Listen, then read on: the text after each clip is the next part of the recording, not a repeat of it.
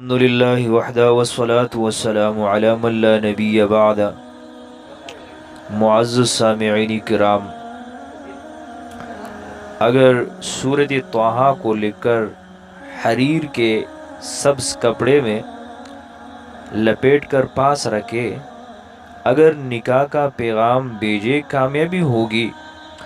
اگر دو شخصوں میں یا لشکروں میں صلح کرنا چاہے تو کوئی انکار نہیں کرے گا، اور اگر اس کو پی لے تو بادشاہ سے جو بھی مطلب اور غرض ہو وہ حاصل ہوگا۔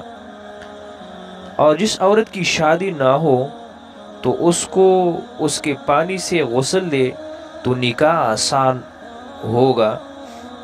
صبح صادق کے وقت اس کے پڑھنے سے رزق ملے اور سب حاجات پوری ہوگے، اور لوگوں کے دل مسخر اور دشمنوں پر غلبہ ہوگا۔ اگر صبح کے وقت پڑھے تو لوگوں کے دل مسخر ہوگے۔